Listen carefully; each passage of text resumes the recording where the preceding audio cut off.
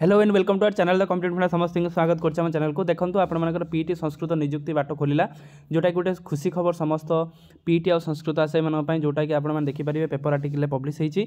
चलंतु देखिबा आपनकर पूरा घटना कोन अछि कोन आपण मानकर एथरे प्रतिबंधक थिला जोटा हम देखिचंती आ टिके हम पेपर आर्टिकल मध्ये देखिदबा जो माने भी पीटी आशय से माने आ जो माने संस्कृत रो मध्ये से माने जय जगन्नाथ लिखि देबे आपण मानकर कमेंट सेक्शन रे जा द्वारा कि आपण माने जानि परिबे जे सत्यर निश्चित जय होइछि आ सत्य जिते भी आपंकर अंधकार रही से आलोकर बाट खोजिकी आसे। देखो कौन अच्छी शेष में पीटी और संस्कृत शिक्षक नियुक्ति बाट फिटी नियुक्ति प्रक्रिया चालू रहा सह चयन शिक्षक मानक नियुक्ति देवाई हाइकोर्ट राज्य सरकार को निर्देश देइछंती। तेबे यही निर्देश आपंकर ये जिन देखला आम देखा जे आपंकर केबे ओएसएससी काढ़ से गोटे एक्सपेक्टेड डेटा देखा। तेबे यही नियुक्ति अदालत का चूड़ांत राय पर निर्भर कर जो मैंने नियुक्ति पत्र दिज्व से अदालत का यही आदेश संक्रांत उल्लेख कर हाइकोर्ट राय स्पष्ट कर। वंदना दास पक्षर आगत मामलार शुणाणी करी हाइकोर्ट विचारपति जस्टिस दीक्षित केएस ये आदेश देइछंती। यही परिप्रेक्षी हाइकोर्ट स्पष्ट कर देइछंती शिक्षानुष्ठान जो पिला भविष्य गढ़ा जाए सेठारे शिक्षकों नियुक्ति कौन प्रकार प्रतिबंध रहा उचित नुह। मामलार जना जाइए पीटी और संस्कृत शिक्षक पद सह अन्य केतक पद नियुक्ति राज्य सरकार पक्षर विज्ञप्ति प्रकाश पाइथिला। अन्यान्य पदरे शिक्षक नियुक्ति मिलता बेले पीटी और संस्कृत शिक्षक पदर नियुक्ति को हाइकोर्ट मामला रुजु करा जायथिला। हाइकोर्ट तांको अंतरणीय आदेश नियुक्ति उपर रोक लगाई प्रक्रिया चालू रखा निर्देश देते। अंतरणीय रहितादेश कारण शिक्षक पद पूरण हो पार नथिबारु हाइकोर्ट रे प्रसंग उठिथिला।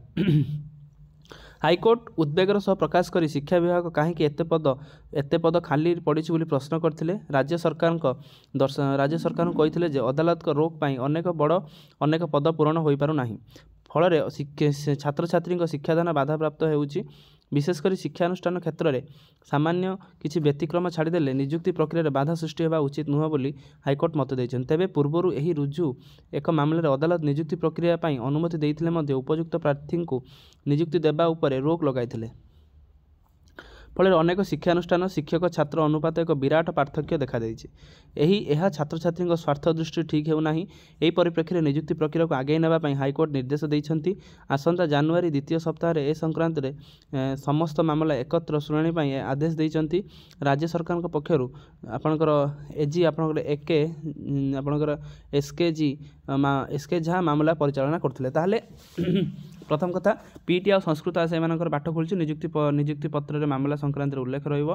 ता सहित नियुक्ति शिक्षानुष्ठान नियुक्ति क्षेत्र में प्रतिबंधक रहिबो नाही बोली हाइकोर्ट ऑर्डर देइछन। गोटे आपण मानकर हिस्टोरिकल जजमेंट आमे कहि परिबा। एही जजमेंट अनुसार आपण मानकर पीटी पिलांकर अपॉइंटमेंट हेई आपण जॉइन करा जिवो किंतु नियुक्ति पत्र से मानकर उल्लेख रहिबो जे जिंसटा एटा मेंशन करा जायछि। जहाँ भी हो आपण मानकर नियुक्ति प्रक्रिया हेई जाऊ तार संस्कृत पिला मानकर रिजल्ट मध्ये आपण माने एही वीक रे आपण देखिया पई पाइबे। आ आपण माने पीटी आपण मानकर अपॉइंटमेंट पाई आपण नोटिस बहुत जल्दी आपनकर इश्यू हो जिवो। जेहेतु आमे जानिछंती जेतेबेले भी आपण मानकर आलोचना जेबे भी आपनकर मान्यवर हाइकोर्ट को जजमेंट आसे तार विदिन 7 to 10 डेज भीतर आपण मानकर सब प्रोसेस ओएसएससी कर आरंभ कर दिए। कारण ओएसएससी बहुत स्पीड मध्ये करे कारण पुणी जमी आपण मानकर जुडिशियरी केस टी न जाऊ से संक्रांत रे ओएसएससी ए जिनसरा कर दिए।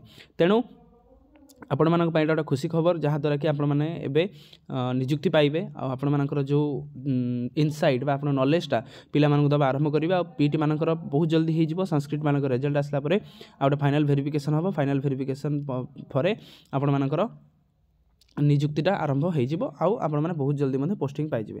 तेणु आपण मानकर अछि गोटे आपण मानकर जनवरी द्वितीय सप्ताह केस अछि किंतु से केस टे गुरुत्वपूर्ण हबो नाही।